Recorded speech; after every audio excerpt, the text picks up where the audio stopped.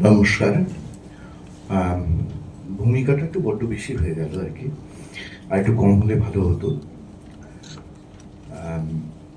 যখন বেরোচ্ছি তখন চারিদিকে প্রচন্ড মেঘ। আমি ভাবলাম বোধহয় তুমুল বৃষ্টি আসবে। বৃষ্টি এলো না। ভাবছিলাম যে সত্যিই শোনবার মতো কেউ থাকবেন কি না, বৃষ্টিতে আটকে যেতে পারি অনেকেই, কিন্তু তেমনটা হয়নি। ভালো লাগছে যে আজকের এই সময়ে যখন আমরা সোশ্যাল মিডিয়াগুলোতে মুখ গুঁজে থাকি, তখন এরকম একটা দিনে সরাসরি অনুষ্ঠান শুনবার জন্য এত মানুষ এসেছেন। প্রণম্য সকলে।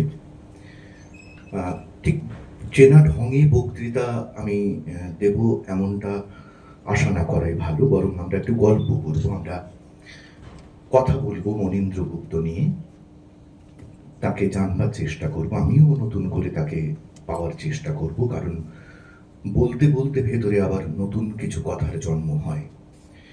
একরকম ভেবে আসা হয়, বলতে বলতে ভাবনাগুলো বিভিন্ন দিকে ধাবিত হয়। সবচেয়ে আশ্চর্য লাগছে যেটা ভেবে, মনীন্দ্র গুপ্ত তত প্রচারিত কবি নন, তত জনপ্রিয় কবি নন, অথচ বাকের মতো একটি আবৃত্তি সংস্থা সেই মনীন্দ্র গুপ্তকে নিয়ে এরকম একটা সন্ধ্যার আয়োজন করছে। তাদেরকে ধন্যবাদ। খুব ভালো লাগার যে 100 বছরের এই প্রেক্ষাপটে দাঁড়িয়ে, তার জন্মের প্রেক্ষিতে আমরা তাকে বোঝবার চেষ্টা করছি। আলোড়িত হৃদস্পন্দনে, রক্তের নৈঃশব্দে, প্রতিধ্বনিত আধারের দৃশ্যপট, নৈসর্গিক স্বপ্নের নির্জনতায় বিন্যস্ত গ্রামে নেমে আসে বুদ্ধ পূর্ণিমার চাঁদ। হিরোশিমার উদ্যান নৃত্য কুশলীর মতো মেতে উঠি সূর্যাস্তের উৎসবে। পোখরানের ধ্রুব সংকেতে মৃত্যুর সুস্পষ্ট প্রতিচ্ছবি। সময় যখন থমকে দাঁড়ায়, যখন দেওয়াল পেছনে এসে ঠেকে, তখন আমরা কবিতার কাছে হাত পাতি, সাহিত্যের কাছে হাত পাতি, শিল্পের কাছে হাত পাতি, এবং নতজানু হয়ে আমরা তার কাছে বসি। শিখে নেই আগামী পথ চলার উষ্ণতা, এবং শিখতে শিখতে আমরা কোথাও শুশ্রূষার মধ্য দিয়ে নূতন উষার স্বর্ণদ্বার খুঁজি। মনীন্দ্র গুপ্তও কি সেই শুশ্রূষার কাজ করেন? নিভৃতে, নৈঃশব্দে, গভীরতর শিল্পবোধ।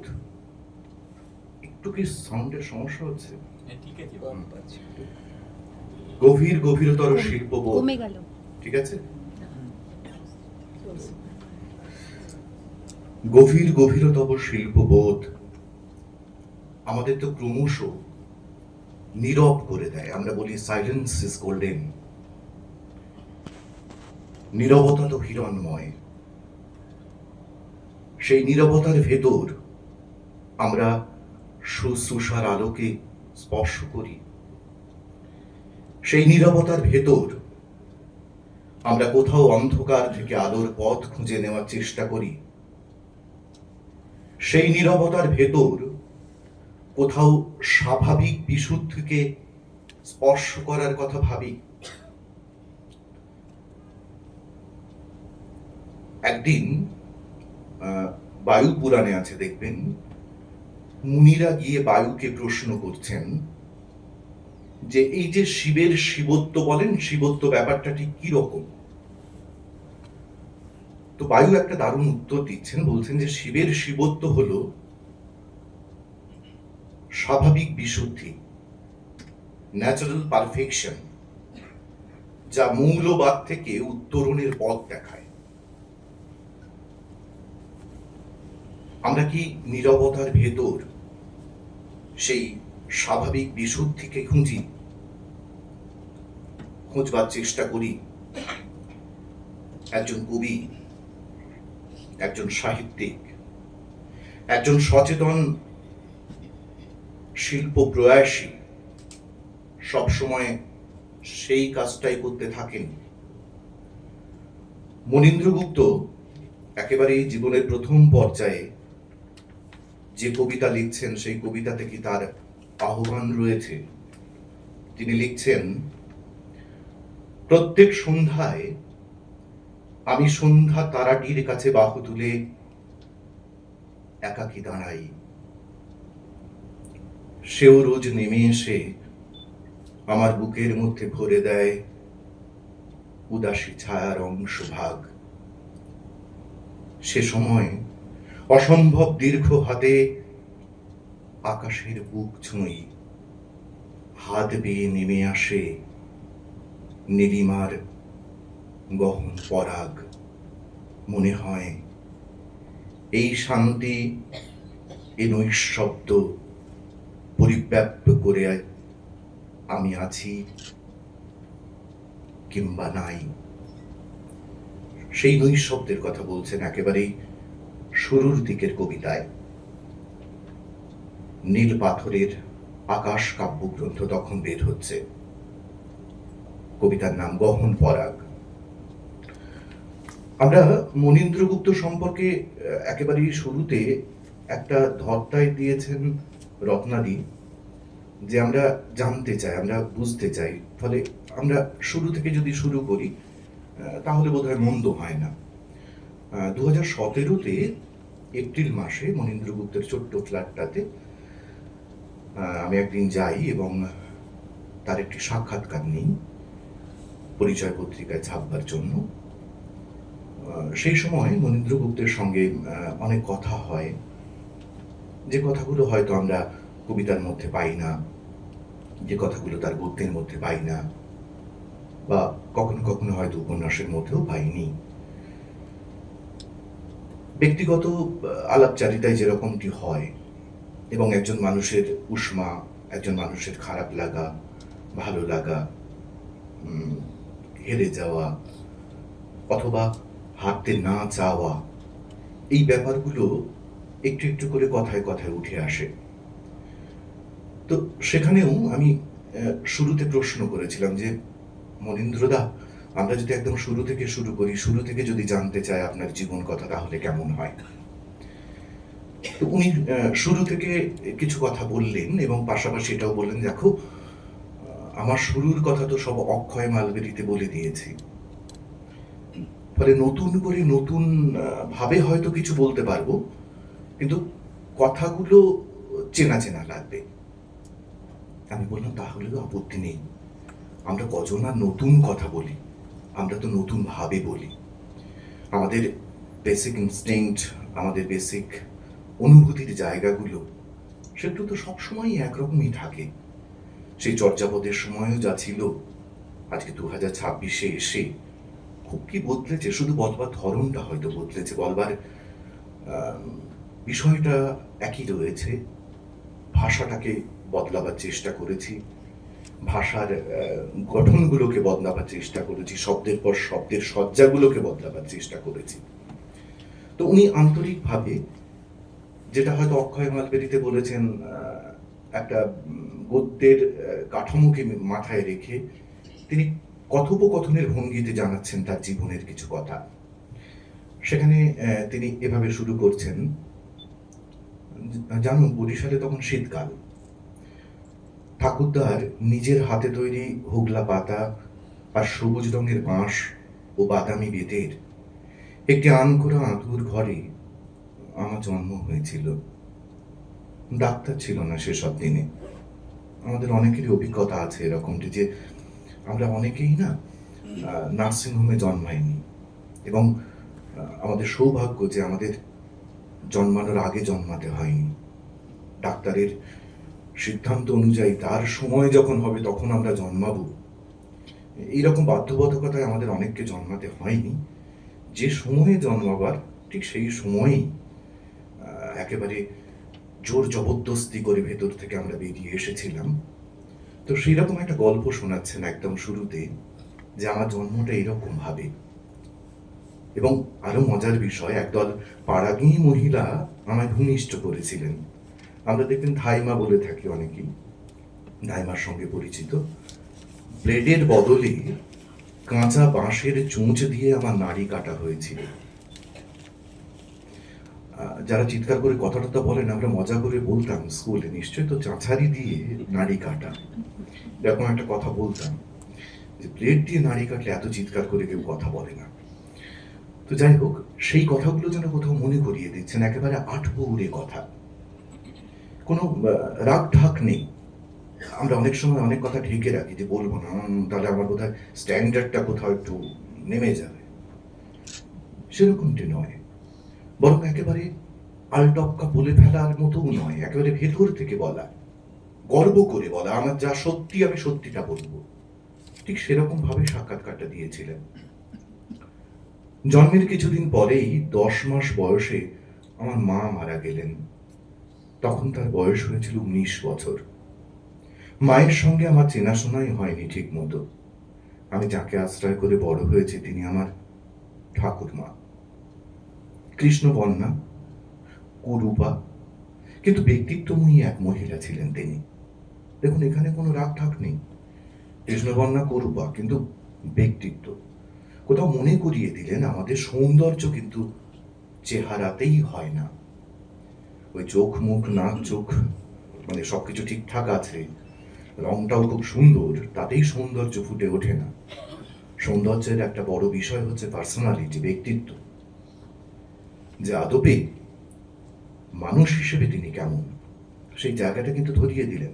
কি অসম্ভব সহজ সরল ভাষায় ধরিয়ে দিলেন। আমার 2.5 বছর বয়সে আর একজন এসেছিলেন আমাদের পরিবারে। দেখুন, এই কথাটার মধ্যে কোথাও যেন একটা বিরোধ রয়েছে, যে এসেছিলেন কিন্তু আশাটাকে খুব স্বাগত জানাচ্ছেন এমনটা নয়। আর একজন কথাটা বলবার মধ্যেই বোঝা যাচ্ছে যে কোথাও প্রত্যাশিত নয় হয়তোবা। তিনি আমার ছোট মা। বাবার সঙ্গে আমার সম্পর্কের মধ্যে জন্ম থেকেই কোনো গ্রহ বৈগুণ্য ছিল। আমি তাকে চিনতাম। বাবা একজন শক্ত সমর্থ লোক, যিনি ভালো ভালো বাজার করেন, নতুন নতুন জিনিসপত্র আনেন, আর আমাদের ঘরে শোন, মানে সম্পর্কটা কোথাও একটা দূরত্বের। প্রতিদিন দুপুরে খেতে বসে শেষ পাতে দুধ ভাতের সঙ্গে প্রচুর আম কাঁঠালের রস গুলে নিজে না খেয়ে বাটি ভরে আমার দিকে ঠেলে দিয়ে তাকিয়ে হাসতেন। একমাত্র তখনই লোকটাকে আমার পছন্দ হতো। এই যে আন্তরিকতার একটা ছোট্ট ছোঁয়া, একটা ছোট্ট ছবি আমাদের সামনে তুলে ধরলেন, এবং সেই ছবিটার মধ্যেই পিতৃস্নেহ কোথাও প্রগাঢ় ছিল, সেটাকে বুঝিয়ে দিলেন। এবং সেই ছবিটুকু তার সারা জীবনের সঙ্গী হয়তোবা, যে মানুষটি মাতৃস্নেহ পাচ্ছেন না, যে মানুষটি বাবার সঙ্গেও সহজ সম্পর্কে যেতে পারছেন না। অপেক্ষা জমে ছিল সারাটা জীবন ধরে, কিন্তু সব অপেক্ষা তো শেষমেশ কোনো সমাধান সূত্রে পৌঁছতে পারে না। এমন করেই 8 বছর বয়স পর্যন্ত আমার জন্মভূমিতে আমার বেড়ে ওঠা। স্কুলে ভর্তি হওয়ার জন্যে তারপর আমি চলে এসেছিলাম আমার দিদিমা দাদামশাইয়ের সংসারে। এরকম অনেক গল্প আছে, হ্যাঁ, মানে এত গল্প তো বললে শুধু আমার সাক্ষাৎকারটা নিয়ে কথা বলতে হয়। যদি কারো ছবি তোলার ইচ্ছে হয়, যেহেতু আমি মোবাইল নম্বর তো সবার জানি না, না তো পিডিএফ পাঠিয়ে দিতে পারতাম, তাহলে ছবি তুলে নিতে পারেন। আমি পুরো সাক্ষাৎকারটা এনেছি সঙ্গে করে। আমরা হয়তো ছুঁয়ে গেলাম সাক্ষাৎকারটা, আরো অনেক কথা আছে, নিবিড় কথা, একজন মানুষকে জানবার জন্য উপযুক্ত অনেক কথা। মনীন্দ্রগুপ্ত জন্মাচ্ছেন, আমরা তাপসদা তো বলেই দিলেন যে 24শে সেপ্টেম্বর 1926। বাকেরও কিন্তু 25 পেরিয়ে 26, মানে 26-এ 26 বাকের। তো এই যে 100 বছর পেরিয়ে আসা, তার মানে অনেক কিছু দেখেছেন, এটা বোঝা যায় যে তখনকার যে সমাজ বাস্তবতার নানান ছবি, একদিকে কংগ্রেস মুসলিম লীগের বিরোধ, বামপন্থী আন্দোলনের একটু একটু করে মাথা তুলে উঠে আসা, 1925-এ সবে বামপন্থীরা ভারতবর্ষের মাটিতে মাথা নেড়ে পতাকা তুলছে, এবং তার পরবর্তী সময়ে দেশভাগ, দাঙ্গা, এবং তারও পরবর্তী সময়ে এক একটা পঞ্চবার্ষিকী পরিকল্পনা, তারপরে বিভিন্ন সময়ে আমরা দেখব যে জরুরি অবস্থা, বিভিন্ন সরকারের আসা যাওয়া, সবকিছু তিনি প্রত্যক্ষ করছেন। পরবর্তীকালে বিশ্বায়নও দেখছেন, গ্লোবালাইজেশনের যে সুফল কুফল এগুলোও দেখছেন। আমরা সবগুলোই কোনো না কোনোভাবে হয়তো তার সাহিত্যের মধ্যে, তার গদ্যের মধ্যে, মানে তার কবিতার মধ্যে টের পাবো। ফলে সেগুলো নিয়ে আমি একটু একটু করে কথা বলবো। দেখুন, আমরা একটু সামগ্রিকভাবে বোঝবার চেষ্টা করবো তাকে, ফলে খুব গভীরে যেতে পারবো এমনটা দাবি করছি না। দেখা যাক, ছুঁয়ে ছুঁয়ে যতটুকু ডুবসাঁতার কাটা যায় আর কি। আমরা গভীর গভীর জলে ডুবসাঁতার হয়তো কাটতে পারবো না। আবার বেশি গভীর জলে ডুবসাঁতারের মধ্যে আবার একটা নেগেটিভ ব্যাপার আছে। একজন বিশিষ্ট নাট্যকারের যখন মঞ্চে উঠবেন, আমি হঠাৎ করে বলে ফেললাম যে তিনি তো সারাক্ষণ নাটকই করেন। তারপরে বলে ফেলবার পরে মনে হলো যে কথাটা খুব একটা পজিটিভলি গেল না। তো ফলে কথার আবার অনেক ভাঁজ আছে। হ্যাঁ, ফলে আমরা সত্যি সত্যি একটু গভীরে যাওয়ার চেষ্টা থাকবে, কিন্তু হয়তো কতটা যেতে পারবো জানি না। তিনি চলে যাচ্ছেন আমাদের ছেড়ে 31শে জানুয়ারি 2018, কোঠারি হাসপাতাল, রাত্রি ঠিক 10:30। জন্মেছিলেন অধুনা বাংলাদেশের বরিশাল জেলার গৈলা বলে একটি গ্রাম। গৈলা অদ্ভুত নাম। বাবা নগেন্দ্রনাথ দাশগুপ্ত, মা সুপ্রভা সেনগুপ্ত। 1933 সালে পিতামহ এবং পিতামহীর মৃত্যুর পর তিনি অভিভাবকহীন হন এবং মায়ের তরফে দাদুর কাছে চলে আসছেন, মাতুতালয়ে চলে আসছেন। সেখানেই 1941 খ্রিস্টাব্দে বিদ্যালয়ের পাঠ শেষ করছেন। এগুলো একেবারে প্রাথমিক ইনফরমেশন। তারপর চলে আসছেন কলকাতায়, শিবপুরবি ইঞ্জিনিয়ারিং কলেজে পড়াশুনো করছেন, কিন্তু মাঝপথেই ছেড়ে চলে যেতে হচ্ছে ব্রিটিশ সেনাবাহিনীতে। 1943 সালে তিনি যোগ দিচ্ছেন ইঞ্জিনিয়ারিং সার্ভিসে, লাহোর ক্যান্টনমেন্টে তিনি ছিলেন। 1946 খ্রিস্টাব্দে সেনাবাহিনীর কাজ শেষ করে কলকাতায় ফিরে আসছেন। আবার 1956-তে কলিকাতা বিশ্ববিদ্যালয়ে স্নাতক হচ্ছেন। আমি ইচ্ছে করে কলিকাতা বিশ্ববিদ্যালয় বললাম, আসলে ওটাই সরকারি নাম। আমরা বলি কলকাতা বিশ্ববিদ্যালয়, সচেতনভাবে বললে আপত্তি নেই, কিন্তু অসচেতন ভাবে বললে আমার ভীষণ আপত্তি আছে। যেমন রত্নাদি খুব সুন্দর উচ্চারণ করলেন যে 28 শব্দটি কিন্তু 28, আমরা প্রচলিতভাবে 28 উচ্চারণ করি। আমার খুব ভালো লাগলো যে এতটা সচেতনভাবে উনি উচ্চারণ করলেন। তো তেমনি কলকাতা বিশ্ববিদ্যালয় নয়, কলিকাতা বিশ্ববিদ্যালয়। তো ফলে স্নাতক হচ্ছেন, পশ্চিমবঙ্গ সরকারের শিল্প বিভাগে চাকরি করছেন। তারপর 1984-তে অবসর গ্রহণ করছেন এবং 1951-তে তার প্রথম বিবাহ আমরা জানি, স্ত্রী চিনি চৌধুরী। 1955-তে একমাত্র পুত্র কুশল গুপ্তের জন্ম। 1975 সালে দ্বিতীয় বিবাহ, এবং স্ত্রীকে আমরা সবাই জানি কবি দেবারতী মিত্র। এগুলো হচ্ছে প্রাথমিক তথ্য। এগুলো কি না জানলে একজন কবিকে জানা যায় না? দিব্যি জানা যায়। জানলে কখনো কখনো একটু সুবিধা হয়, বা জানলে বা কখনো কখনো একটু জানতে ইচ্ছে করে। আচ্ছা, কবিরা ঠিক আমাদের মতোই কি রক্তে মাংসে গড়া মানুষ? আমার তো ছোটবেলায় খুব জ্যান্ত কবি দেখতে ইচ্ছে করতো, জানেন তো। আমরা যেসব কবিদের কবিতা পড়তাম মূলত, তারা কেউ জ্যান্ত ছিলেন না। 3 জন কবির সাথে আমাদের প্রথম পরিচয় হতো। একজন অবশ্যই রবীন্দ্রনাথ। একজনের কবিতা আবৃত্তি করতে গিয়ে আমরা তো মাইক্রোফোন মাঝে মাঝে উল্টে ফুলটেও ফেলতাম, চিৎকার চেঁচামেচি করে, নজরুল ইসলাম। আর একজন তো আমাদের চিরকাল মনের মধ্যে কোথাও একটা করুণার জায়গা, সেই কর্ণের মতো জায়গা দখল করে আছেন আর কি, যে এত অল্প বয়সে চলে না গেলেন, সুকান্ত ভট্টাচার্য। তবে সিলেবাসের যে চাপ, সুকান্ত বেঁচে থাকলে আরো বাড়তো, এটাও মাঝে মাঝে মনে হতো ছোটবেলায়। তো এই 3 জন কবিকে যখন পড়তাম, তখন মনে হতো জ্যান্ত কবি কেমন হন, কিন্তু তো কাউকে দেখতে পাবো না। খুব ইচ্ছে করতো জ্যান্ত কবি দেখার। তো ফলে এরকম জ্যান্ত কবি দেখার একটা স্বাদ আমাদের হয়তো অনেকেরই থাকে। তো মনীন্দ্র গুপ্তকে আমরা যারা দেখেছি তারা জ্যান্ত কবি দেখেছি। আমরা সুনীল গঙ্গোপাধ্যায়কে দেখেছি, আমরা শঙ্খ ঘোষকে দেখেছি, অনেকেই খুব শঙ্খ ঘোষের পদতলে বসে একটি মেয়েকে কান্না করতে দেখেছি যে একটা কবিতা কিভাবে বাঁচাতে পারে, যে আপনার ওই কবিতাটা না আমাকে বাঁচিয়েছে, নিভন্ত এই চুল্লিতে মা একটু আগুন দে, আর একটু কাল বেঁচেই থাকি বাঁচার আনন্দে। যে একটা কবিতা কিভাবে বাঁচিয়ে রাখতে পারে, one more fortunate with your update that actually fortunate can't do that. ফলে কবির পদতলে বসে কেউ একজন দাবি করছে যে এই কবিতাটা আমাকে বাঁচিয়ে রেখেছে। এটা একটা দারুণ প্রাপ্তি একজন কবির কাছে। হয়তো আমরা এখনো বেঁচে আছেন এমন অনেক কবিকে সাক্ষাৎ দেখতে পাই।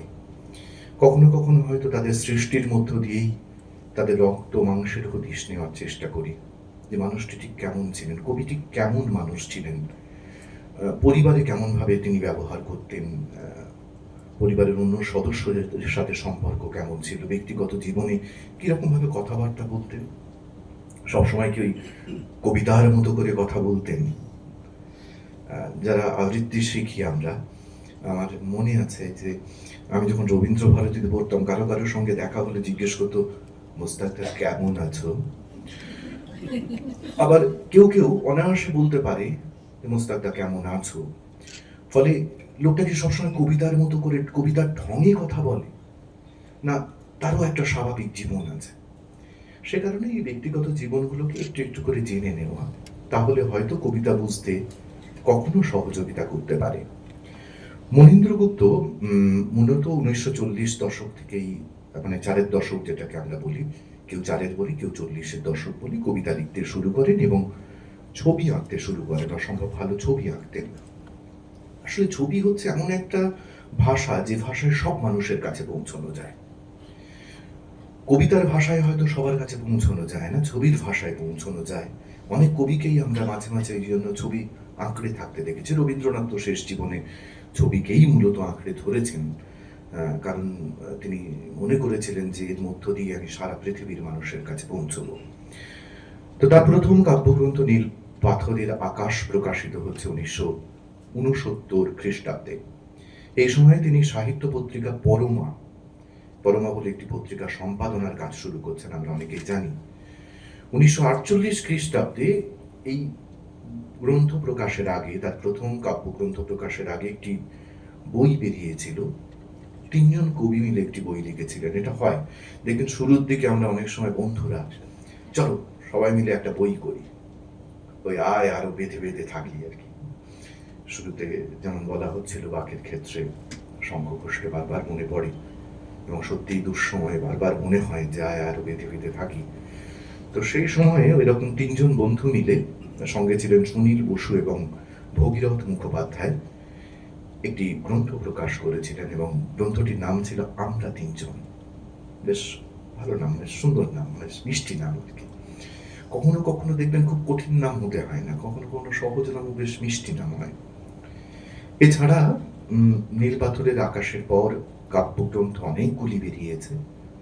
জাস্ট একটু মনে করিয়ে দেওয়া দুটো একটা নাম: মৌ পোকাদের গ্রাম, লাল স্কুল বাড়ি, ছত্র পলাশ, চৈত্রে দিন শেষ, শরৎ মেঘ ও কাশফুলের বন্ধু, মনীন্দ্র গুপ্তের কবিতা, কবিতা সংগ্রহ বেরোচ্ছে সেটা তো আমরা জানি, নমেরু মানে রুদ্রাক্ষ, টুংটাং শব্দ নিঃশব্দ, শ্রেষ্ঠ কবিতা বুনিয়াজ কনচেরটো। বুনিয়াজ কনচেরটোটা এটা এখনো অ্যাভেলেবল পাওয়া যায়। খুব দুঃখের সঙ্গে জানাচ্ছি যে আমি গতকাল কলেজ স্ট্রিটে মনে হলো যে মনীন্দ্র গুপ্তের বই কেমন পাওয়া যায় একটু খোঁজ নেওয়া যাক। আমার সংগ্রহের সব বই আমি যখন সাক্ষাৎকার নিয়েছিলাম তখন তো ছিলই। তো এখন আশ্চর্য হয়ে গেলাম, মনীন্দ্র গুপ্তের গদ্যের বই সব পাওয়া যায়, কবিতার বই খুঁজে পাওয়া যাচ্ছে না। আশ্চর্য। আদম থেকে বেরিয়েছিল কবিতা সংগ্রহ, শেষমেশ ফোন করলাম গৌতম দাকে, Gautam Mondal, out of print. দেশে শ্রেষ্ঠ কবিতা নেই, এমন খারাপ অবস্থা, শতবর্ষ চলছে। মনীন্দ্রগুপ্ত নিয়ে মাঝে আনন্দবাজার পত্রিকায় একটা লেখা বেরোলো, আমাদের এক কলিগ লিখলেন। তারপরে মনীন্দ্রগুপ্ত, যিনি কবি মূলত, তার কবিতার বই পাওয়া যাচ্ছে না। গদ্যের বই পাওয়া যাচ্ছে, অবভাস থেকে সমস্ত গদ্য সংগ্রহের বইগুলো পাওয়া যাচ্ছে। এটা খুব খারাপ লাগার, মানে আমরা জানি না যে এই চর্চা কোথাও পৌঁছবে কিনা, এই বার্তা কোথাও পৌঁছবে কিনা। আমাদের তো অনেকেরই আবার নতুন করে পড়তে ইচ্ছে হতে পারে, তাহলে পাবো কোথায়? মৌচুষি যায় ছাদনা তলায় আরেকটি কাব্যগ্রন্থ, এক শিশি গন্ধহীন ফ্রেগ্রান্স, নিরক্ষর আকবর, বাড়ির কপালে চাঁদ। গদ্যগ্রন্থ, একটি গদ্যগ্রন্থ আমরা অনেকেই পড়েছি, সেটা হলো চাঁদের ও পিঠে। কবিতা নিয়ে কিন্তু অসম্ভব ভালো ভালো লেখা আছে, কবিতার ইতিহাস নিয়ে, কবির কবিতার ব্যাখ্যা নিয়ে। একজন কবিকে বুঝতে গেলে কিভাবে বুঝবো, কবিতার কাছে কিভাবে পৌঁছবো, কবিকে কিভাবে চিনব, সেই বিশেষত্বগুলোকে বুঝতে গেলে কোথাও মনীন্দ্রগুপ্ত পাঠ জরুরি বলে মনে হয়। আমরা অনেকেই বলে থাকি যে তিনি হচ্ছেন কবিদের কবি। এই কথা বলে তাকে দূরে সরিয়ে রাখছি না আমরা, এটার মধ্যে আবার একটা দূরে সরিয়ে রাখার ব্যাপার আছে। কবিদের কবি, তাহলে আমাদের না পড়লেও চলবে। কিন্তু অবশ্য আমরা কে কবি নই, এটাও একটা ব্যাপার। আচ্ছা, ওই বিতর্কে ঢুকবো না। তো যাই হোক, কবিদের কবি, সেই অর্থে আমরা কবিতাকে চিনতে গেলে আমাদের তো একটা পাঠ লাগে। যেমন সেই সব শেয়ালেরা বলে একটি কবিতা নিয়ে জয় গোস্বামী একটি অসামান্য সমালোচনা করেছিলেন বৈদগ্ধ পত্রিকায়, জীবনানন্দের একটি কবিতা নিয়ে। একটি কবিতার সমালোচনা এই পর্যায়ে হতে পারে আমার ধারণা ছিল না তার আগে। তো এরকম কোনো কোনো লেখা আমাদেরকে চমকে দেয়। মনীন্দ্রগুপ্তের সেরকম চাঁদের ও পিঠে অনেকগুলো লেখা পাবেন যেটা চমকে দেবে। তাহারা অদ্ভুত লোক, জনমানুষ ও বনমানুষ, উল্টো কথা।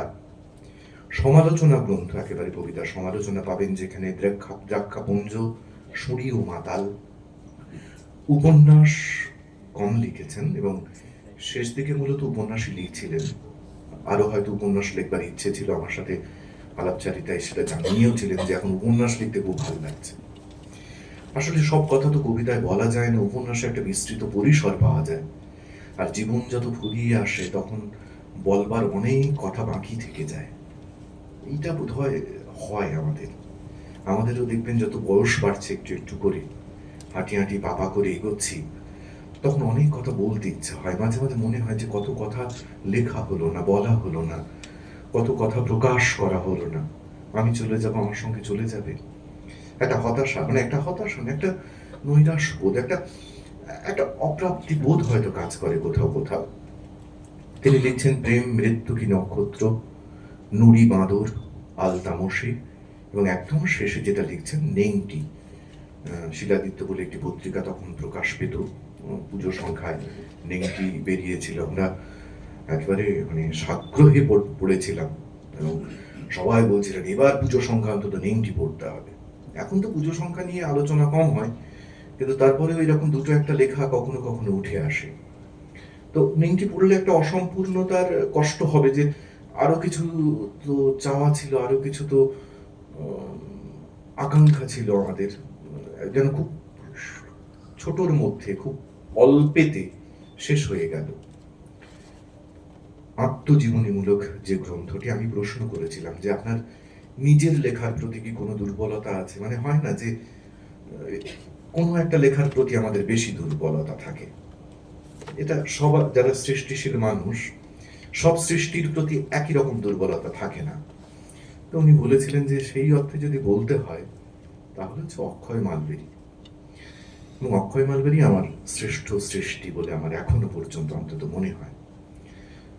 যে সময় বলছেন তারপরেই তো তিনি চলে যাচ্ছেন, ফলে তার কাছে ওটাই হয়তো শেষমেশ শ্রেষ্ঠ সৃষ্টি ছিল। এবং অনেকেই দেখবেন এখনো কিছু না পড়ুক অক্ষয় মালবেরি পড়ে এবং হাতের কাছে রেখে দেয়। এরকম লোকজন আমার কাছে প্রচুর পরিচিত আছে, যে অক্ষয় মালবেরি হাতের কাছে আছে। এটি প্রথম খণ্ড প্রকাশ পায় 1981।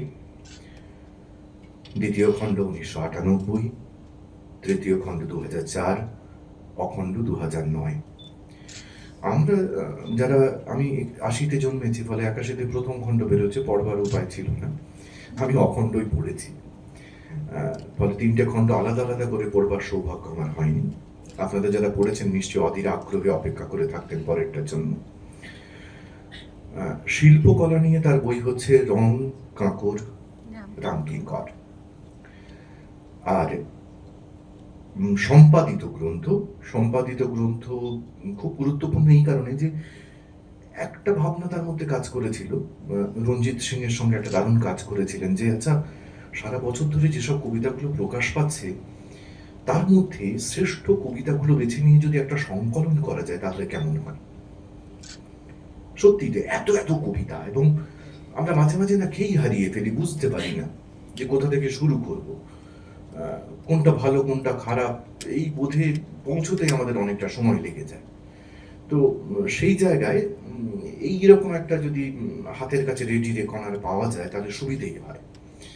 তো 1972 সালে, 1973, 74, 75, 76, 5 বছর 5টা সংগ্রহ বের করেছিলেন এক বছরের শ্রেষ্ঠ কবিতা এই নামে। সহ সম্পাদক ছিলেন রঞ্জিত সিংহ। আবহমান বাংলা কবিতা বলে আরেকটি সংগ্রহ আমরা পাই। দেখুন, সবার পছন্দ একরকমের হবে না, এটা ঘটনা। আমাদের অনেকেরই হয়তো সব কবিতা ভালো লাগবে না। মনীন্দ্র গুপ্তের যেটা ভালো লাগবে আমাদের ভালো লাগতেই হবে, এরকম কোনো মাথা দিব্যিও কেউ দেয়নি। কিন্তু বোঝা যায় যে মনীন্দ্র গুপ্ত কি ধরনের কবিতা ভালোবাসতেন, তার রুচিবোধ কেমন ছিল, তিনি কোন কবিতাকে শ্রেষ্ঠ কবিতা বলে মনে করতেন, এই সংগ্রহগুলো থেকে ধারণা পাওয়া যায়।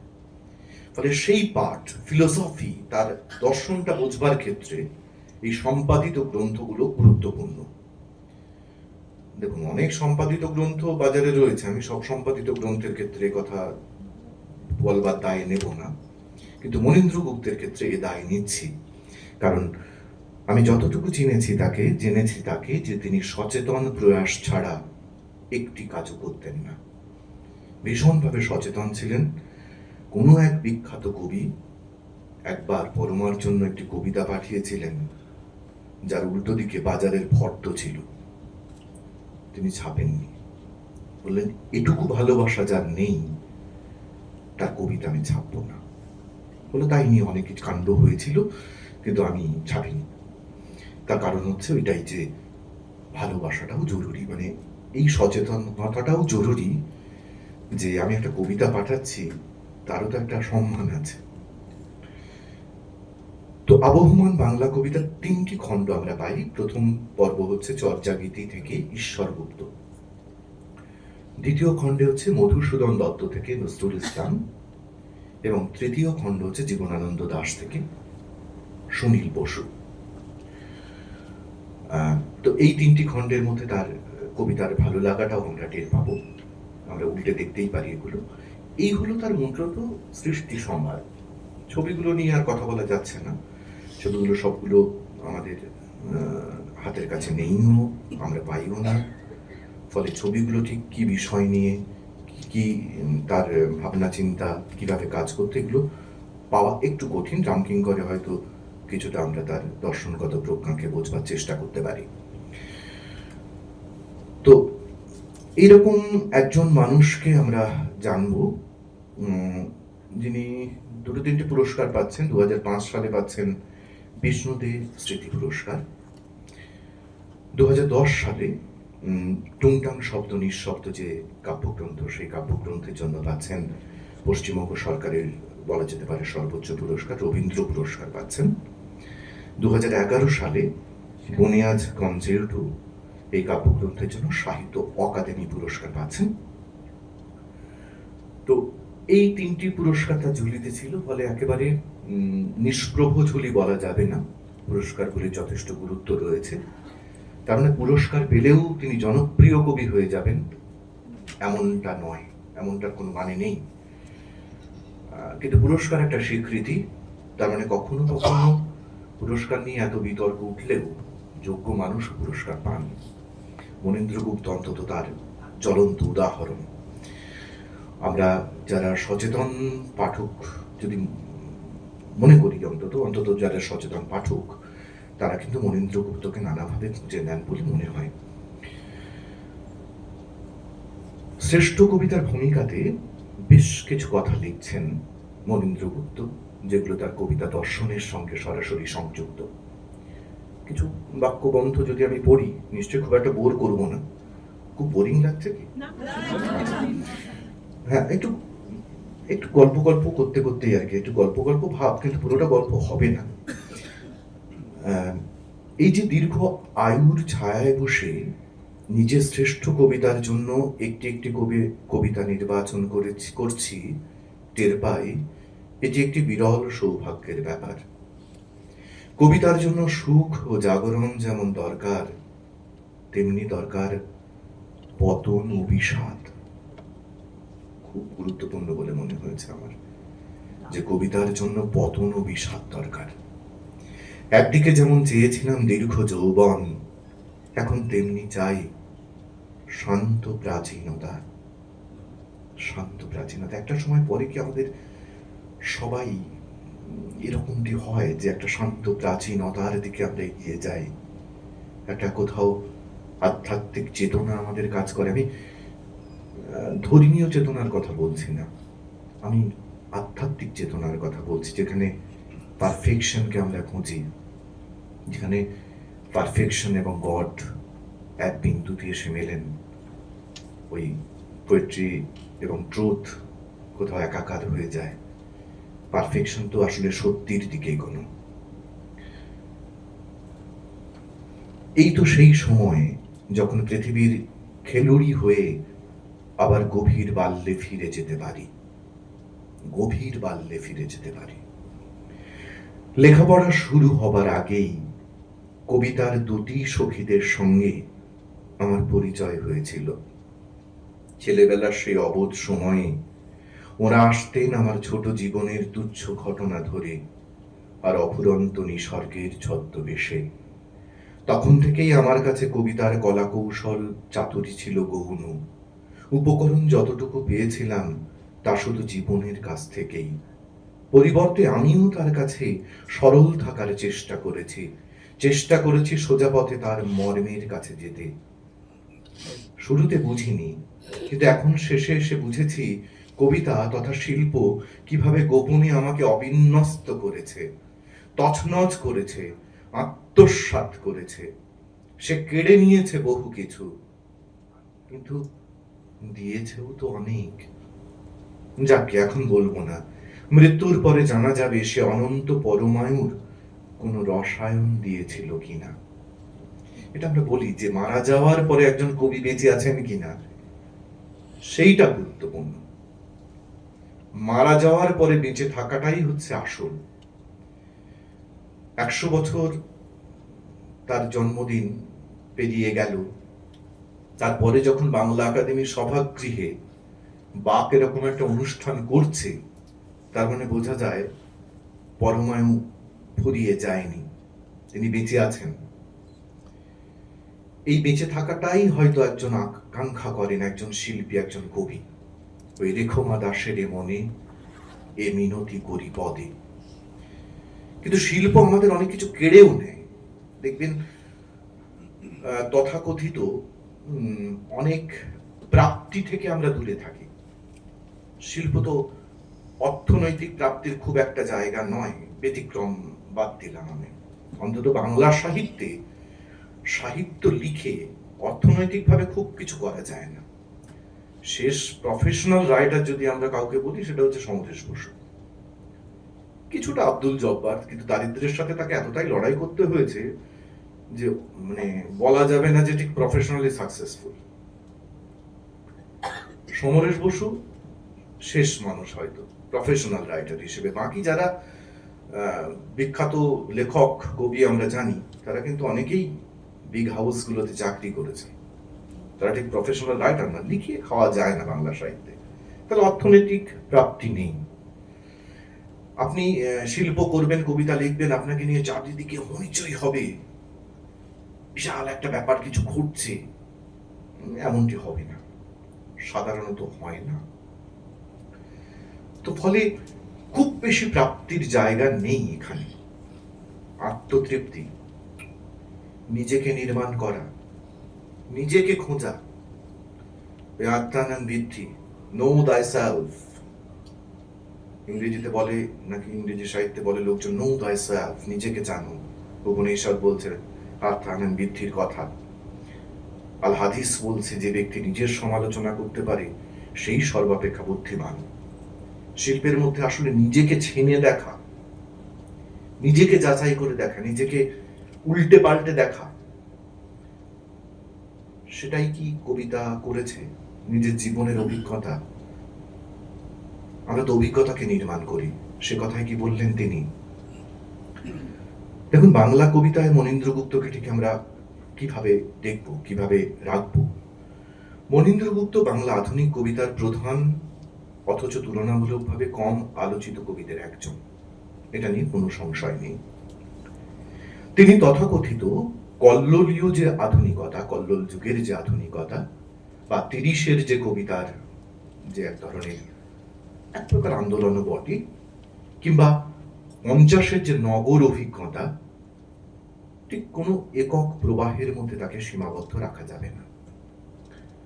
তার কাব্য জগৎ জুড়ে আমরা যা যা পাই, ব্যক্তিগত অন্তর্দৃষ্টি, পাই ইতিহাস বোধ, নৃতাত্ত্বিক কৌতূহল এবং অস্তিত্বের গভীর অনুসন্ধান, এগুলো তার কবিতার মধ্যে আমরা খুঁজে পাই। তার কবিতায় মূলত যে স্থানটা আমরা বেশি বেশি করে টের পাই, সেটা হচ্ছে একাকী অভিযাত্রীর একটা স্পেস, একটা জায়গা, একটা গন্তব্যের প্রচেষ্টা। তিনি কোনো গোষ্ঠীর প্রতিনিধিত্ব করেননি, বরং একটা স্বতন্ত্র কাব্য ভাষার নির্মাণ করেছেন। এটা হয় বড় কবির ক্ষেত্রে, সবসময়ই হয় যে একটা সময় পরে তার কবিতা পড়লে আমরা বুঝতে পারি যে কার লেখা কবিতা। সিগনেচার তৈরি হয়, একটা বিশেষত্বের জায়গা তৈরি হয়, একটা ভাষার ব্যাপার তৈরি হয়। ভাষাটা খুব গুরুত্বপূর্ণ একটা ব্যাপার। দেখুন, এমনি সাধারণ মানুষেরা না খুব বেশি শব্দ ব্যবহার করেন না তাদের প্রাত্যহিক যাপনে। মূলত ভাষাতাত্ত্বিকরা জানাচ্ছেন যে মোটামুটি ৭০০-৮০০ শব্দে আমাদের জীবন চলে যেতে পারে, তার বেশি শব্দ লাগে না প্রাত্যহিক যাপনের ক্ষেত্রে। চার্চিল খুব ভালো বক্তৃতা দিতেন, দারুণ বক্তৃতা দিতেন, এবং চার্চিলের সমস্ত রেকর্ড ঘেঁটে দেখা গেছে যে তিনি সারা জীবনে ৩০,০০০-এর মতো শব্দ ব্যবহার করেছেন। এক একজন মানুষের শব্দ ভান্ডার এক এক রকমের। এটা হয়তো আমরা সচেতনভাবে কখনো ভেবে দেখিনি। এখন একটু ভাবুন, আচ্ছা তাহলে আপনার কাছে কত শব্দ আছে? কারো কাছে দেখুন হয়তো শব্দ আছে ৫,০০০, কারো কাছে হয়তো ১০,০০০, কারো কাছে ১৫,০০০। কখনো তো মেপে দেখিনি আমরা, কিন্তু এটা বুঝতে পারি একজনের কথা শুনলে, একজন যখন অনেকক্ষণ ধরে কিছু বলেন, তার শব্দ প্রয়োগ দেখলে বোঝা যায় যে তার শব্দ ভান্ডারে কেমন শব্দ আছে। অনেক সময় দেখবেন আমরা মানে পেটে আসছে, ঠিক মুখে আসছে না, মানে অনেক কিছুই আছে যেগুলো আর প্রকাশ করতে পারছি না। প্রকাশ করবার একটা ব্যাকুলতা কাজ করছে ভেতরে ভেতরে, শব্দ পাচ্ছি না। ঠিক তার উপযোগী শব্দটা কি হবে খুঁজছি কিন্তু পাচ্ছি না। তার মানে আমাদের সেই ভাবনাটা অনুবাদ করবার মতো শব্দ নেই। আমরা তো ভাবনাকে অনুবাদ করি সব সময়, সেই ভাবনাকে অনুবাদ করার মতো যথার্থ শব্দ খুঁজে পাচ্ছি না। তাহলে প্রত্যেক কবি তিনিও ভাবনাকে অনুবাদ করছেন। তাহলে এক একজনের শব্দ ভান্ডার এক এক রকমের। আবার শুধু সংখ্যা দিয়ে বোঝা যাবে না। আপনারও হয়তো ৩,০০০, আরো একজনের ৩,০০০, কিন্তু এই ৩,০০০ শব্দের সঙ্গে ওই ৩,০০০ মিলতেও পারে, নাও মিলতে পারে, বানাগুলো শব্দ মিলবে না। যে কারণে সুধীন্দ্রনাথ পড়তে গেলে মনে হয় কোথাও আমাদের ডিকশনারি খুলে বসতে হবে, যেটা মধুসূদনের মেঘনাদ বধ কাব্য পড়তে গেলে খুলতেই হয়। খুলতে হবে তবে না, খুলতেই হয়।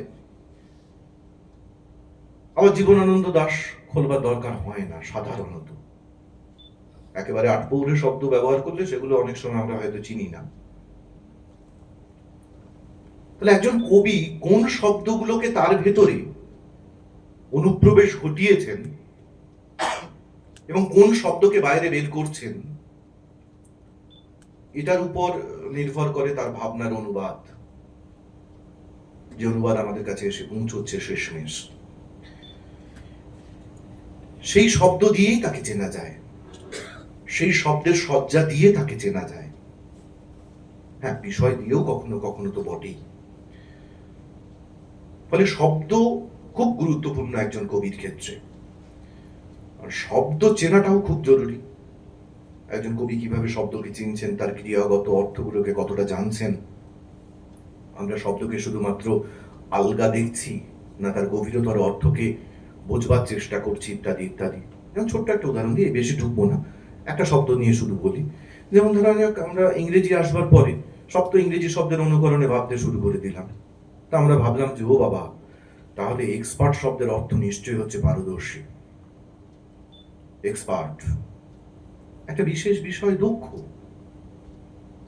কিন্তু আপনি ভাবুন, পারদর্শী দক্ষ তো বটেই, যিনি পারের ওপারটা দেখতে পান তাই তিনি পারদর্শী। তাহলে দক্ষতাকে অতিক্রম করে পারদর্শী কিন্তু আরেকটা ভাবনাকে কোথাও আমাদের মধ্যে জারিত করে। আমরা কি ছুঁতে পাচ্ছি তাকে? আমরা কি টের পাচ্ছি তাকে? একজন কবি কি টের পাচ্ছেন তাকে? কিভাবে ব্যবহার করছেন শব্দকে? সেটা খুব গুরুত্বপূর্ণ হয়ে ওঠে, যেটা আমরা মনীন্দ্র গুপ্তের ক্ষেত্রে খুব দেখতে পাবো বলে আমার মনে হয়। তার নৈশব্দের যে নন্দন তত্ত্ব, সেই তত্ত্বের মধ্যে যে কেন্দ্রীয় সূত্র লুকিয়ে রয়েছে, সেগুলোর মধ্যে আমরা পাই অস্তিত্বের গভীরতম স্তর, ভাষার সীমান্ত ভূমি, অনুচ্চারিত অনুভূতির আবাস, সৃষ্টির আদিম গর্ভ। এই মাত্রাগুলোকে যদি আমরা বোঝবার চেষ্টা করি, তাহলে তার কবিতা আমাদের কাছে একরকম ভাবে ধরা দিতে পারে। আচ্ছা, একটা কথা এক্ষেত্রে বলে রাখি, যে আমাদের একটা প্রবণতা যে কবিতা পড়বো, বেশ বাক্য ধরে ধরে সুন্দর করে বোঝাবো, আমাদের তাই করতে হয় ক্লাসরুমে। আমরা যারা মাস্টার মশাই, তাদের একেবারে ওই ডিসেকশন বক্স এনে কেটে ছিঁড়ে কবিতাকে দেখাতে হয়, এই শব্দটা এটা বলছেন, এই বাক্যটা এটা বলছেন, সুতরাং কবিতাটা এটা বলল। আপনি ভেবে দেখুন যে যদি এত সহজেই বলা যেত, তাহলে তো কবি সেই কথাটা সুন্দর গদ্যে 10 লাইনে 20 লাইনে বলেই ফেলতে পারতেন। তাহলে কবিতার মধ্যে এমন সম্ভাব্যতার দিক থাকে যেগুলো সব বলে ফেলা যায় না, এবং বলে ফেলা যায় না বলেই সেটা কবিতা। বলে ফেলা যায় না বলেই সেই কবিতার কাছে আমরা বারবার নতজানু হয়ে বসি এবং এমন একটা অধরা জগতের সন্ধান পাই, ছোঁয়া পাই, যেটা বারবার পেতে চাই। অথবা একটা কবিতা আমার সারা জীবন ধরে নতুন নতুন রূপে দেখা দেয়। আমার অভিজ্ঞতার ঝুলি যত পূর্ণ হয়, আমি কবিতাটাকে নতুন নতুন করেছি। আমি যখন প্রথম পড়েছিলাম বনলতা সেন, আমার কাছে বনলতা সেন কবিতাটা প্রেমের কবিতা ছাড়া আর কিচ্ছুটি মনে হয়নি। কিন্তু যখন বড় হয়ে পড়লাম, যখন দেখলাম যে এই কবিতার মধ্যে ফুরায় জীবনের সব লেনদেন, এই লেনদেনের মতো একটা বাণিজ্যিক শব্দ ব্যবহৃত হচ্ছে, তখন সে কবিতা আমাকে নতুন করে ভাবাচ্ছে। তখন মনে হচ্ছে থাকে শুধু অন্ধকার মুখোমুখি বসিবার, এই অন্ধকার ওই ঔপনিবেশিক সভ্যতার অন্ধকার। কারণ এখানে অনেকগুলো নগর বন্দরের কথা বলা হয়েছে, ঔপনিবেশিক সভ্যতার কথা বলা হয়েছে। এই কবিতা নিছক প্রেমের কবিতা তো নয়। তাহলে এক একটা সময় আমাদের অভিজ্ঞতা এক একটা কবিতাকে নতুন নতুন করে চেনায়।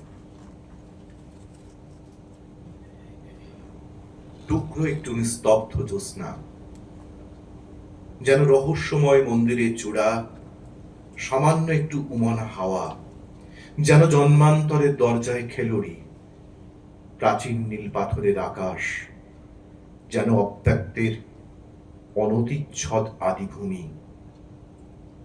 শুধু আজ নয়, মাত্র এইটুকু নিয়ে বহু রাত কেটে গেছে যায়। আলম্বিত কেদারায় বসা লোকটির বয়স অনেক হলো, তবু এখনো তো মনে হয় পৃথিবীর আদি কথা, রহস্যের অন্ত অঙ্ক, ওদেরই হাতের মধ্যে স্থির। সে যেন দরজার বাইরে বসে আছে কবে থেকে, মন্দির সোপানে। যতদিন যায় মনে মনে সিঁড়ি ভেঙে ঊর্ধ্বে উঠে ক্ষুদ্র হয়ে ক্ষুদ্র হয়ে হয়ে শেষে অব্যক্তে মিলায়। ক্ষুদ্রতার বোধ কোথাও দেখবেন আমরা যখন কোনো বৃহতের সামনে গিয়ে দাঁড়াই, একটা বড় পাহাড়ের নিচে গিয়ে দাঁড়ালেন, সমুদ্রের কিনারে গিয়ে দাঁড়ালেন, কিংবা আপনার খোলা ছাদ, সেখান থেকে যদি আকাশ দেখা যায়, সেই আকাশের তলায় গিয়ে দাঁড়ালেন, দেখলেন লক্ষ লক্ষ কোটি কোটি নক্ষত্র। কোথাও নিজেকে বড্ড ক্ষুদ্র মনে হয় না? মনে হয় না আমি এই জগৎ সংসারে নিরিখে কতটুকু? মনে হয় না যে এই যে সময়ের প্রবহমানতা, সেই প্রবহমানতায় আমার অবস্থান বিন্দুবত নয়, বিন্দুবত বেশ বড়, তার থেকেও ছোট, যতটা ছোট ভাবতে পারি তার চেয়েও ছোট। কোনো কোনো কবিতা কি আমাকে সেই জায়গাটায় নিয়ে যায়? সেটাই সৃষ্টির রহস্য। তখন ওই সৃষ্টির রহস্যের যিনি ধারক, যদি আমরা ঈশ্বর ভাবি, তাহলে আমাদের কাছে কি বড় হয়ে দাঁড়ান? কক্ষচ্যুত ইলেকট্রনের গল্প পুরনো হয়েছে অনেক দিন। প্রোটনও ভাঙে, বদলায় চেনা হিসেব নিকেশ। ভরা শক্তি মিলেমিশে জন্মান স্টিফেন হকিন্স। কনসেন্ট্রেট মাস ধোঁয়াশার প্রতিলিপি নিজেরই শিকড় সন্ধানে থেমে যায়, থমকে দাঁড়ায়, বুকের বাঁদিকে হাত রেখে মেনে নি সুপ্রিম পাওয়ার। হযরত, তোমাকেও থামতে হয়েছিল একদিন। লাফিং বুদ্ধ তো হেসেছিল হেরে গিয়ে। ব্রহ্মার মুখের মতো চারদিকে ছুটে গেছে দর্শন। সমস্ত ভর ছেড়ে তুলে আনি শক্তি, আধারের মুখোমুখি নিশ্চুপ দাঁড়াই, বুকের বাঁদিকে হাত রেখে মেনে নি সুপ্রিম পাওয়ার। যত জানতে চেয়েছি দূরে সরে গেছে সে, আরো দূরে। উল্কারা ছায় হয়, মিশে যায় কোনো মাটি ঘাসে। দূরের গ্রহ নক্ষত্র রোজ রোজ রং বদলায়। বিবর্ণ ঘাসের মতো আমার প্রশ্নেরা জেগে থাকে। ধড়ফড় করা বুকে হাত রেখে চোখ বন্ধ করি। অচেনা অন্ধকারে ভেসে ওঠে নতুন নতুন রূপকল্প। তারা ভাঙে, আবার বিমূর্ত হয়, আবার ভাঙে। এভাবেই খেলা চলে দিন রাত। বুকের বাঁদিকে হাত রাখি, মেনে নি সুপ্রিম পাওয়ার। কোথাও কি বৃহতের কাছে গিয়ে এই আধ্যাত্মিক চেতনা আমাদেরকে কোথাও গভীর গভীরতর অনুভূতিতে জারিত করে, যেখানে আমরা পারফেকশনকে খুঁজি, যে পারফেকশন আসলে একটা অনন্ত যাত্রা। আপনি যখন একটা পারফেকশনে পৌঁছে যাবেন, আদপে দেখবেন সেটা শেষ নয়, সেটা আর একটা পারফেকশনে যাওয়ার সূচনা বিন্দু মাত্র। ক্ষুদ্র হয়ে হয়ে শেষে অব্যক্তে মিলায়, সেখানে আর কোনো কথা থাকে না। সেটাই অব্যক্ত, সেটাই কথার অতীত, অ্যাবস্ট্রাক্ট, বিমূর্ত। মানুষকে সে কোথা থেকে এসেছে, প্রকৃতির সঙ্গে তার সম্পর্ক কি, মৃত্যুর অর্থ কি, স্মৃতি এবং সময়ের প্রকৃতি কি, কোথাও মনীন্দ্র গুপ্তের কবিতা কি সেসব ভাবায় আমাদের?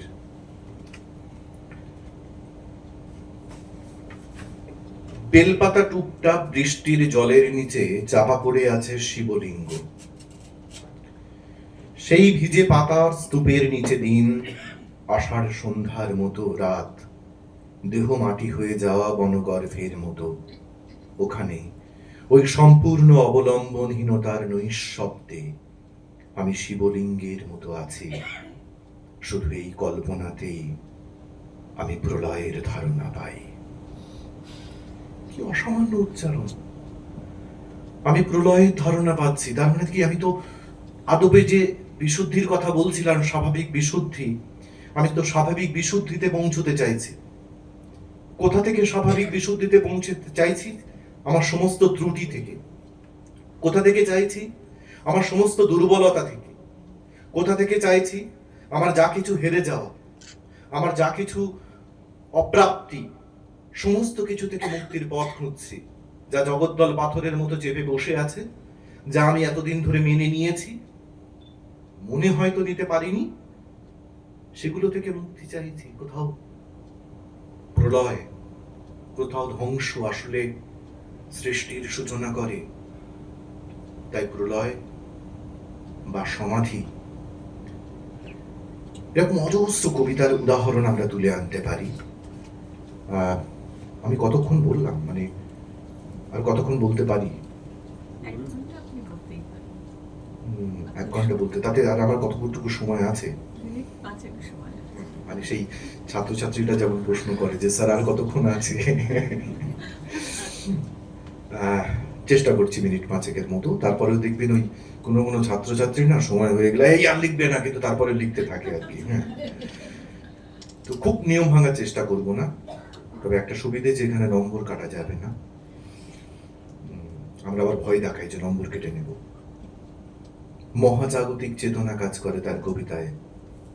কোথাও আদিম পৃথিবী, বিবর্তনের ইতিহাস, ভূতাত্ত্বিক ইতিহাস, সেখানে মিলেমিশে যায় ব্যক্তিগত সময়, ঐতিহাসিক সময়, পৌরাণিক সময়, বিবর্তনগত সময়, মহাজাগতিক সময়। সেখানে মিশে যায় মানব জাতির স্মৃতি, লোকসমাজের স্মৃতি, সভ্যতার স্মৃতি, আদিম অভিজ্ঞতার স্মৃতি। সব মিলেমিশে কি একাকার হয়ে যায়। তারপরেও দেখুন, যেটা পড়ে থাকে সেটা আমাদের প্রাত্যহিক যাপন, এবং প্রাত্যহিক যাপনের মধ্যে আমরা এমন কিছু খুঁজে নেওয়ার চেষ্টা করি যা ঠিক আমাদের ওই যাপনের মধ্যে একেবারে নিজেকে মৃত বলে ঘোষণা করবে না। এত সিরিয়াস একজন কবি, কিন্তু কি অসম্ভব রসবোধ। আবার আমার মনে হয় ব্যক্তিগতভাবে, আপনারা মানবেন কিনা জানি না, খুব তীব্র রসবোধ না থাকলে খুব সিরিয়াস হওয়া যায় না। মানে খুব সিরিয়াস হতে গেলে রসবোধটা কিন্তু খুব জরুরি। দেখুন, এই কবিতাটা বেশ মজার কবিতা, আমার তো ভীষণ ভালো লেগেছে কবিতাটি। সংসার চন্দ্র, তার আগে একটা চন্দ্রবিন্দু। আজকাল প্রায়ই বাল্যবধূ সংসার চন্দ্র সেনের সঙ্গে দেখা হয়। এখন সংসার, তার আগে যদি চন্দ্রবিন্দু হয়, কি ঘটনা ঘটতে পারে ভেবে নিন। সংসার চন্দ্র আমার 8 শতাব্দ আগে জন্মেছিলেন এবং খুব অদ্ভুতভাবে জগৎ ভ্রমণ করেছিলেন। চাকরির জন্য ঈশাহি পাবার পর দারুণাক স্ত্রীরত্নের জন্য মুসলমান হলেন তিনি। এরপর বউ এবং ইসলাম থেকে মুক্তি পেতে হলেন মানবপন্থী। শেষে ধীরে ধীরে আবার ফিরে এলেন তার বর্ণহীন ঘুমন্ত হিন্দুত্বে। সব যখন চুকে বুকে গেছে, সেই সময় তার সঙ্গে আমার আলাপ। সংসারচন্দ্র সেই 30-এর দশকে আমাকে থ্যাকার স্পিঙ্কের দোকান, আর্মি নেভি স্টোর্স চেনালেন, বই ঘাঁটতে, জামা কাপড় কিনতে শেখালেন।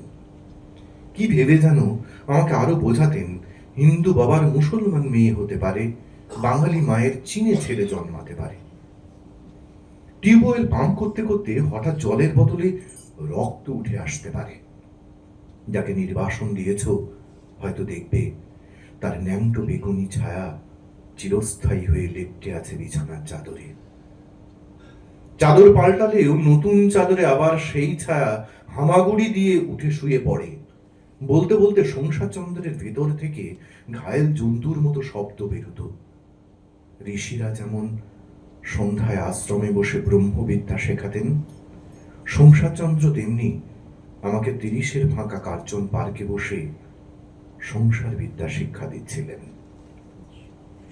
কোথাও ইউনিটি ইন ডাইভার্সিটির কথা বললেন।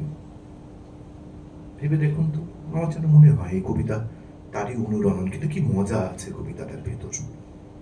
আমাদের কোথাও কি মনে পড়ে সেই উপনিষদীয় ভাবনা, উত্তরাং যৎ সমুদ্রশ্চ হিমাদ্রশ্চৈব দক্ষিণাং বর্ষং তৎ ভারতং নাম।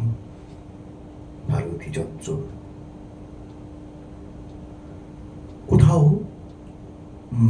মনে পড়ে যে Indian culture is neither Hindu nor Islamic nor any other holy, it's a fusion for all. দুটো নদী পারে পরস্পরের ঢেউ মেলাতে, আর দুজন মানুষ পারে না। কোথাও কি এই কবিতাটা তাই মনে করিয়ে দেয়, মানে সবকিছু জীবনকে ছেনে দেখে আসলে তো কিছু নেই। আসলে তো হয়তো এই একটাই সত্যি মানুষ, হয়তো একটাই সত্যি যে সত্যির দিকে হেঁটে যাওয়া, হয়তো একটাই সত্যি সেই পারফেকশনকে খোঁজবার চেষ্টা, একটা অনন্ত যাত্রার মতো।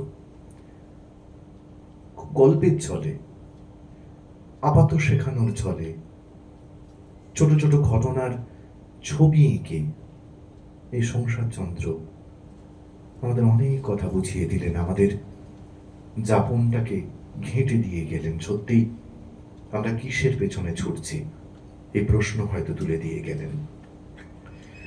আরেকটা মজার বিষয় যে আসলে এত কিছুর পরেও তো আমরা সবকিছু জানতে পারি না, বুঝতে পারি না। সেইটা খুব সুন্দরভাবে একটা কবিতায় বলছেন, সেটা তো বেশ মজা আছে কবিতাটায়। কবিতার নাম হচ্ছে ফিজিক্স। ফিজিক্স তোমার আমার মধ্যে এক অদ্ভুত বিচ্ছেদ আনলো। কেন আনলো সেটা বেশ মজার। ক্লাসে যেদিন জানলাম পরমাণুর মধ্যেটা এত ফাঁকা যে আমরা প্রায় বিদেহী, সেদিন থেকে বিপদ শুরু হলো। পরমাণুর মধ্যে ফাঁকা প্রচুর, ইলেকট্রন প্রোটন নিউট্রন গুলো বড্ড দূরে দূরে থাকে। সেই থেকে যখনই কাছে আসো মনে হয় আমার সামনে একটি নুটি পেঁজা তুলো বা গোলাপি রঙের বুড়ির চুল দাঁড়িয়ে আছে। সেই থেকে যখনই তোমার দিকে তাকায় মনে হয় শূন্য গর্ভ অবস্তুর দিকে তাকিয়ে আছে। আর যে দৃষ্টি এতদিন তোমার দেহের অন্ধিতে সন্ধিতে মাছির মতো সহস্র চক্ষু হয়ে অসভ্যের মতো গুঞ্জন করত, তা ক্রমশ ভ্যাবলা শূন্য দৃষ্টিতে পরিণত হলো।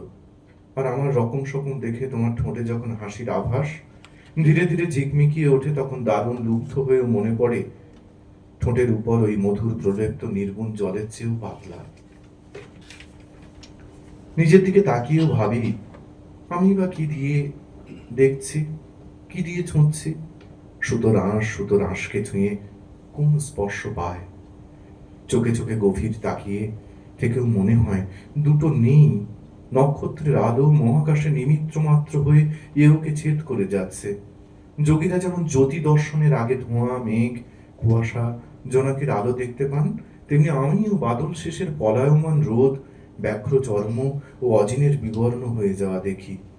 এইসব নিয়ে যখন মন ভেঙে যাচ্ছে, তখন একদিন বৃদ্ধ অধ্যাপক সব শুনে বললেন, অল্পবিদ্যা ভয়ঙ্করী বৎস, পদার্থবিদ্যায় শেষ কথা না।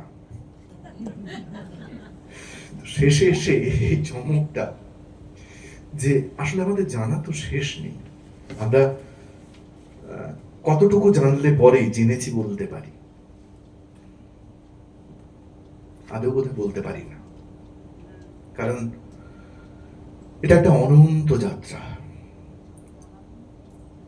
একজন কবির কাছেও বসে বসে, তার পায়ের কাছে ওই নতজানু হয়ে বসে আমরা হয়তো